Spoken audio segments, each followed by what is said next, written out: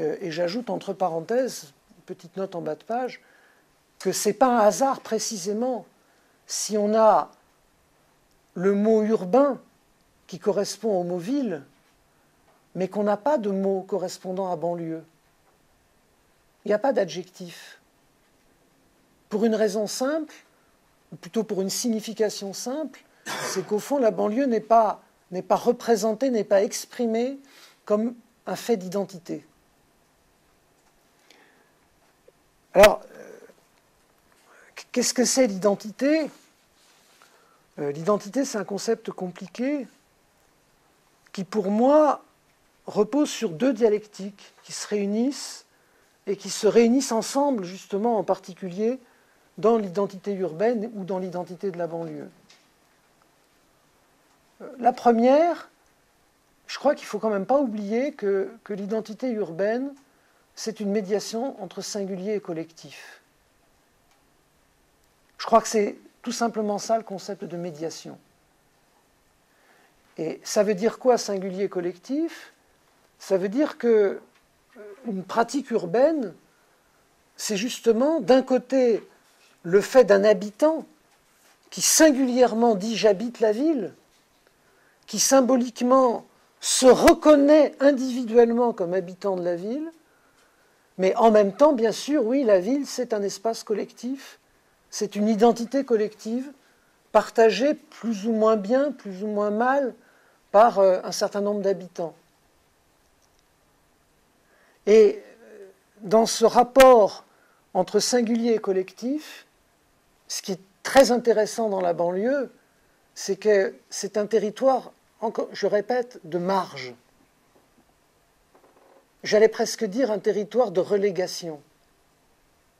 C'est un territoire dans lequel l'identité collective, je dirais, est toujours en cours d'élaboration, toujours en cours de constitution, d'où l'importance des manifestations collectives dans l'espace de la banlieue.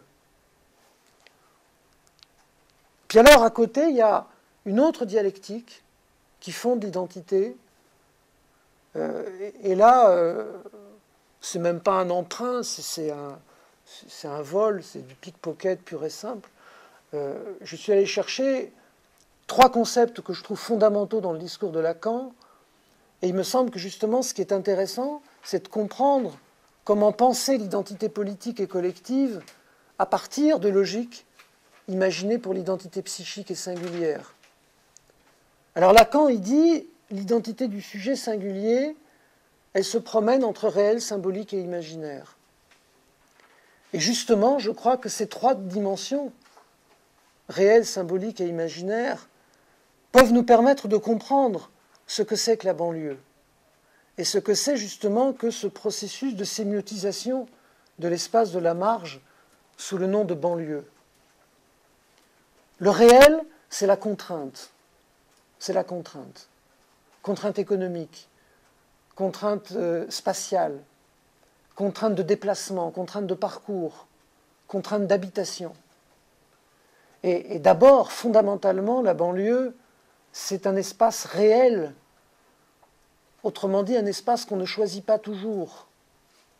Et justement, l'une des questions qui est apparue à mon avis aujourd'hui, c'est celle-là.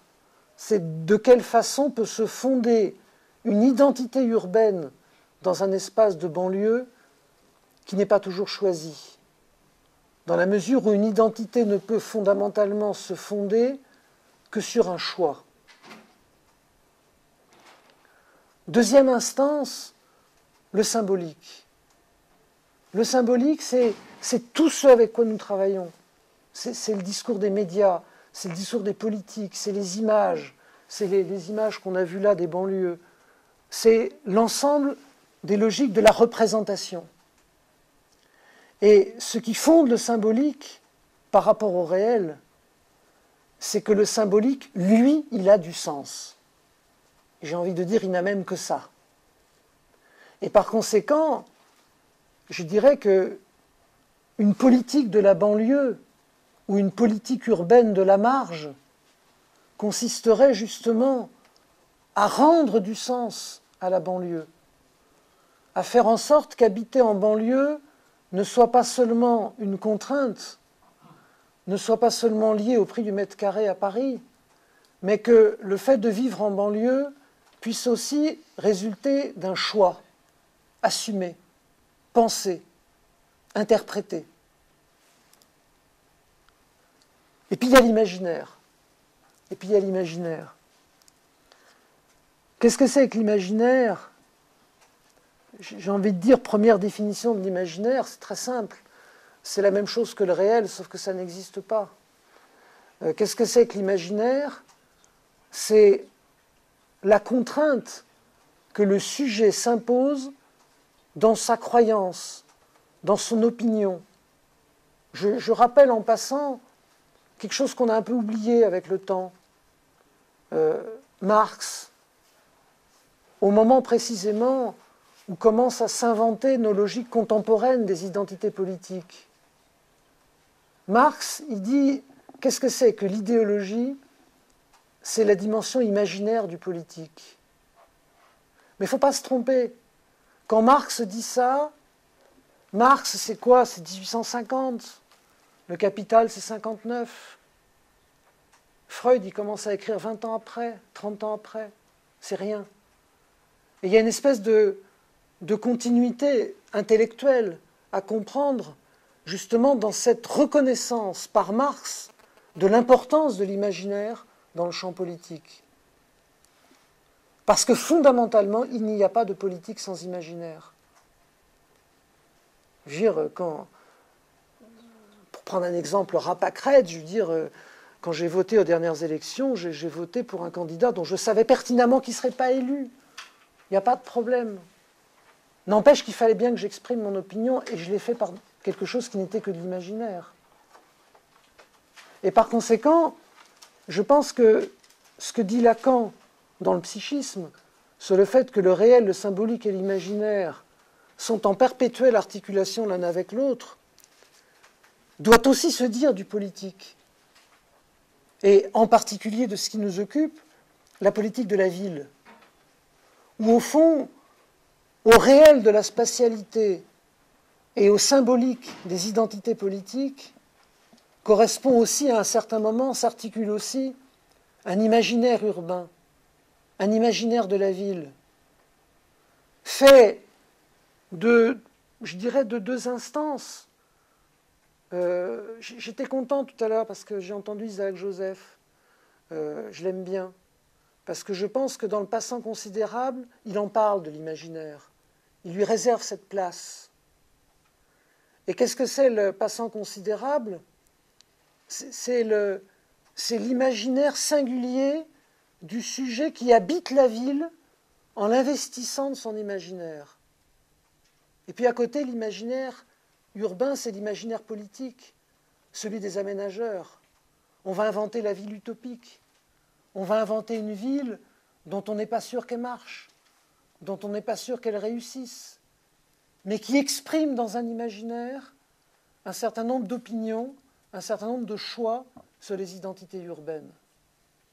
Et alors c'est ça la banlieue. C'est ça la banlieue. C'est une articulation entre un réel, elle dépend de la ville-centre, elle est liée par une sorte de contrainte à la ville-centre, elle impose des contraintes à ceux qui l'habitent, elle est aussi une contrainte elle-même parce qu'elle est un effet de relégation. Mais la banlieue, c'est du symbolique. C'est un ensemble de discours, un ensemble d'images, une culture. Et je crois que ce sera important, justement, de définir, dans le temps long, dans l'histoire, une mémoire et une culture de, j'appellerais ça l'identité banlieue avec un E au bout. Et puis la banlieue, c'est de l'imaginaire. Un double imaginaire. L'imaginaire de ceux qui la vivent et l'imaginaire de ceux qui la rejettent. L'imaginaire de ceux qui la vivent et qui, d'une certaine façon, vont revendiquer un certain nombre de représentations imaginaires liées à leur banlieue. Je parlais ce matin du môme là, qui disait « mais moi j'ai fait toutes mes conneries dans cet immeuble et on me le détruit ». C'était son imaginaire qui était là. Et puis de l'autre côté, l'imaginaire de la banlieue, c'est tout cet ensemble de fantasmes complètement délirants qui ont été inventés, par exemple, au moment de l'élaboration de la politique de la ville, où on a voulu considérer la banlieue comme un espace à part.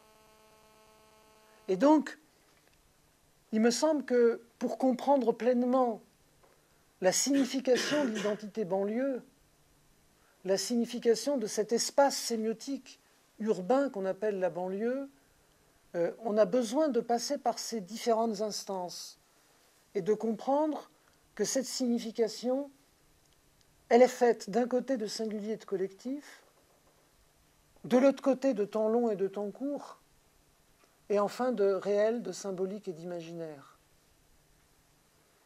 Et il me semble qu'une politique urbaine ne peut s'élaborer, ne peut se construire, et derrière, ne peut susciter d'adhésion que dans cette référence à cette multiplicité d'instances, à cette multiplicité de significations, qui se trouve en particulier justement dans la question des jeunes,